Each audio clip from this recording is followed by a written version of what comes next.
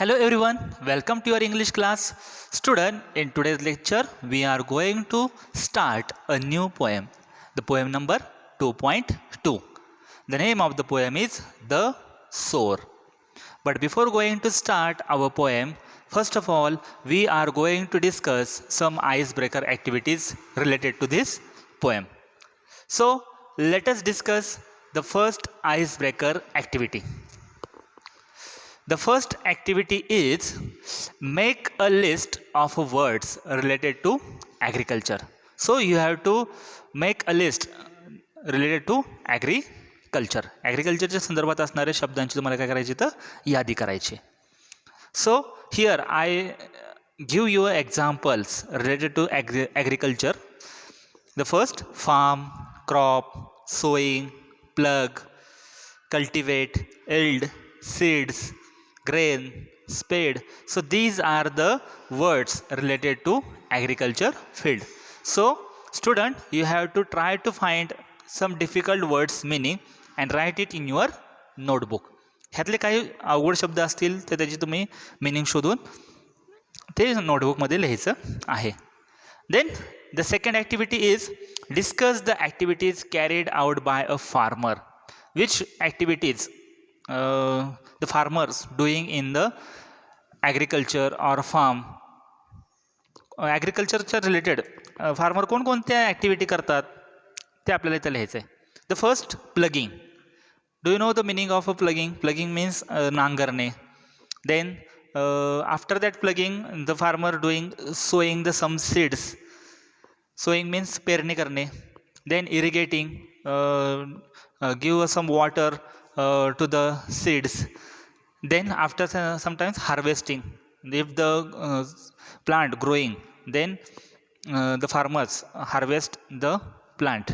म्हणजे अशा पद्धतीने काय करतो फार्मर? सुरुवातीला नांगरतो, पेरणी करतो, नंतर त्याला पाणी, खत पाणी काय घालायचं असेल तर त्यानंतर लास्टला ज्यावेळेस पीक वाढेल त्यानंतर त्याची हार्वेस्टिंग म्हणजे कापणी करतो. So this is the activity doing by farmer in the form.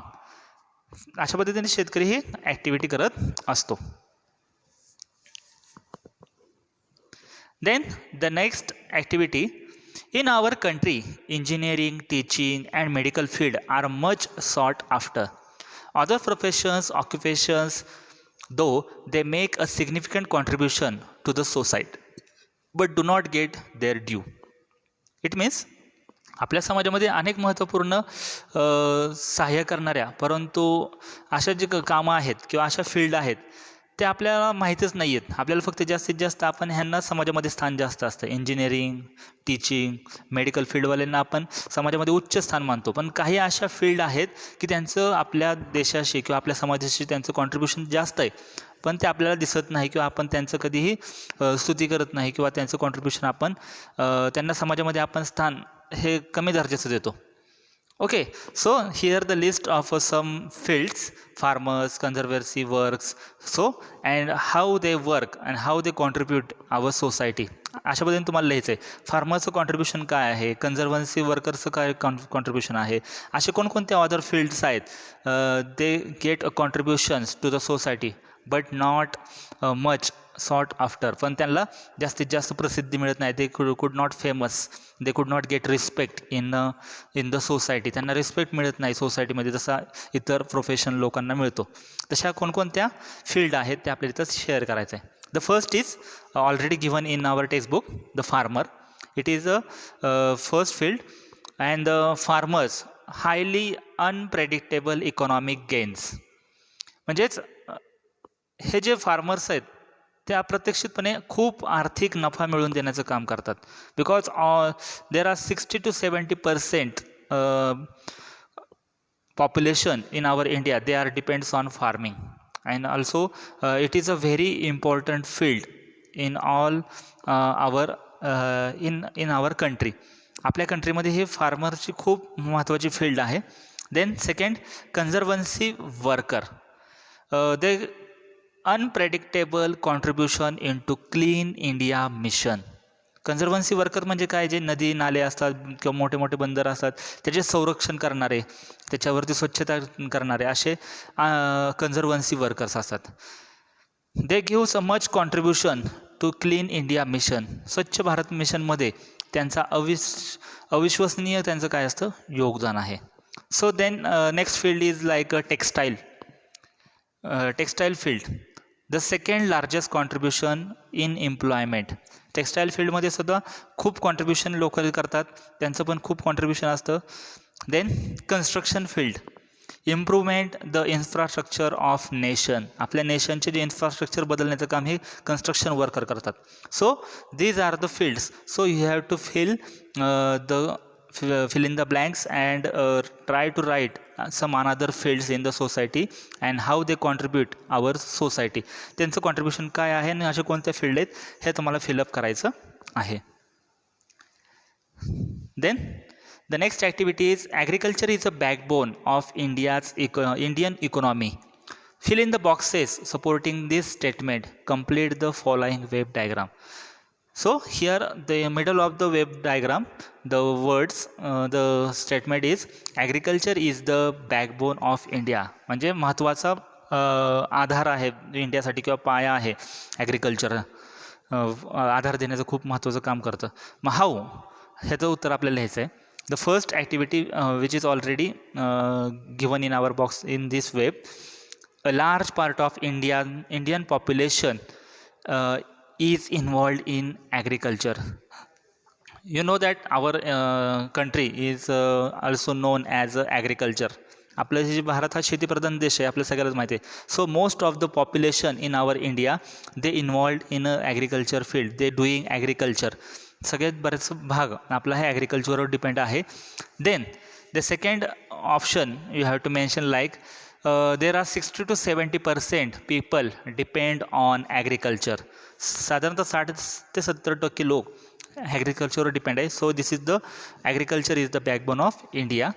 Then you have to mention like it provides employment to rural people at large. It means one of the largest employment sector. ह्यातनं जास्तीत जास्त लोकांना employment देण्याचं काम, job opportunity देण्याचं काम ह्या फील्डवरती अवलंबून आहे.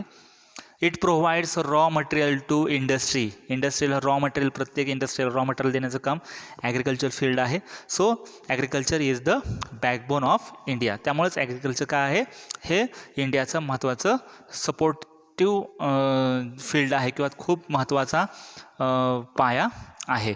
Okay, so these are the icebreaker activities we have discussed. So let us start a poem. The poem name is The Sower. It means farmer. Sower means farmer. First of all, we are going to discuss some information about poet. Here, The Sower. This poem originally written by Victor Hugo. Victor Hugo, he was the greatest poet, novelist, dramatist in a 19th century. ही खरी poem कोणी लिहिलेली आहे तर Victor Hugo यांनी लिहिलेली आहे.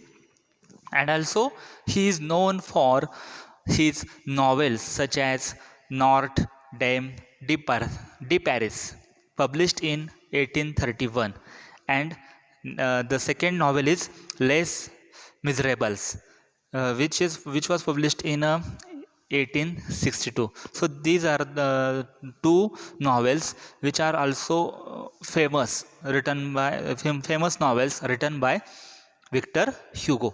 Victor ह्युगोने हे लिहिलेले आहेत, फेमस नॉवेल आहेत. So this is the main, he is the main writer or poet of poem the sower. But here is the another poet name mentioned in our textbook. The poet name is Tauradat. Tauradat means she is considered as the first Indian poetess, translated many poems and completed novels before her death at the age of 21. म्हणजे ह्या तौरादत जे आहे ते जास्तीत जास्त Indian poetess, भारतातल्या पहिल्या Indian poetess, Indian कवयित्री, भारतीय कवयित्री म्हणून त्यांना ओळखलं जातं. ट्रान्सलेशन, त्यांनी अनेक पोएम ट्रान्सलेट केलेले. ट्रान्सलेट याचा एका लँग्वेजमधून दुसऱ्या लँग्वेजमध्ये, suppose English to Marathi, suppose French to English, so that kinds of translation. त्यांनी अनेक प्रकारच्या पोएम्स ट्रान्सलेट केलेले आहेत, पण त्यांचं वयाच्या 21व्या वर्षीच त्यांचं निधन झालेलं आहे. Her well known poems like Sita, lotus, our casuarina trees. So these are the most famous poems written by her. She translated Victor Hugo's French poem. She translated Victor Hugo's French poem Saison des Samelles, Le Soir into English as The Sower. Victor ह्युगोने लिहिलेली हे जे title आहे ते the Zoar पोएमचं ते वेगळं आहे. पण ज्यावेळेस तौरदत्त यांनी त्यांच्या फ्रेंच पोएमचं ट्रान्सलेशन इंग्लिशमध्ये केलं त्यावेळेस त्याला टायटल काय मिळालं? The Zoar. So our main poet's of this poem is तौरदत्त. त्यामुळे आपल्या ह्या कवितेचे नक्की कवयित्री कोण आहेत तर तौरदत्त, कारण त्यांनी त्या पोएमचं काय केलेलं आहे? इंग्लिशमध्ये ट्रान्सलेट केलेलं आहे. Okay, then let us discuss some information about the poem. The Sower is a poem about a farmer who is sowing the seeds. ही पोएम कोणाबद्दल आहे तर फार्मरच्या बद्दल आहे. This is the poem related to the farmer who doing a work in the farm, and also he has been many bad harvest in his life. He faced many obstacles, many bad harvest in his life. त्याच्या लाईफमध्ये अनेक संकट आलेले आहेत related to agriculture. He is so optimistic of having a good harvest every time, and he tosses grain. When he tosses the grain, म्हणजे ते grain ज्यावेळेस ते ह्याच्यामध्ये टाकतात, when he sowing the grains, he wanted to sow some good harvest in his field. So this is the poem related to the farmer. He poem कोणाच्या related आहे तर फार्मरच्या related. त्याला वाटते की त्याच्या शेतीमध्ये, त्याच्या फार्ममध्ये काय आलं पाहिजे, खूप चांगल्या पद्धतीने पीक आलं पाहिजे असं त्याची इच्छा आहे. So let us start the first stanza of the poem. First of all I will read the first stanza. Sitting in a porchway cool, sunlight I see dying fast. Twilight has turned on to rule. Working hours have well nigh passed. Here in this first stanza, the difficult words are like porchway. Porchway means like a veranda or cover shelter in the front of building. बिल्डिंगच्या समोर जी असणारी जागा जी व्हरांड्यासारखी असते त्याला म्हणतो porchway. The second is twilight. Twilight means evening light किंवा संध्यप्रकाश आपण म्हणतो. Then hasten. Hasten means fast. It growing so fast. And nigh. Nigh means nigh means almost but not completely. Complete झाले परंतु ते almost complete झालेलं आहे पण ते पूर्णपणे झालेलं नसलेलं, त्याला त्यात म्हणतो आपण वेल नाय. Okay, so I will explain the first stanza. First stanza आपण एक्सप्लेन करतो आता. In this first stanza, the poet who is seated in the front of her house. It means porch area. जी पोएटेस आहे ती तिच्या घराच्या समोर ज्या व्हरांडा आहे तिथं बसलेली आहे. The atmosphere is very cool and she watching the evening scene before her. She describes the evening scene. She sees that the sun is dying fast because it is evening time. So the twilight has turned. Everywhere she says that working hours are almost over. ह्या पहिल्या स्टांजामध्ये कवयित्री सांगते एका त्या तिच्या घराच्या समोरच्या व्हरांड्यात बसलेले आहे. And she describe the evening atmosphere. संध्याकाळचं ॲटमॉस्फिअर डिस्क्राईब करते तिच्या समोर असणारं. She says that the evening scene that sun is dying fast. It means sunset time. Sunset time झालेला आहे म्हणजे संध्याकाळचं टाईम झालेला आहे. Because it is evening time म्हणजे संध्याकाळचा टाईम झाल्यामुळे सनसेट होण्याच्या मार्गावर आहे किंवा संध्याकाळ होण्याच्या मार्गावर आहे. सो द ट्विलाईट हॅज टर्न, त्यामुळं संध्याकाळचा जो संध्यप्रकाश आहे, जो इव्हिनिंग लाईट आहे, ती खूप फास्ट हळूहळूचा प्रकाश वाढत चाललेला आहे.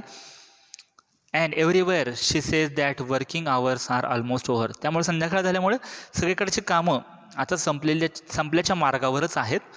बट नॉट कंप्लीट झालेली नाहीत, संपण्याच्या मार्गावर आहेत.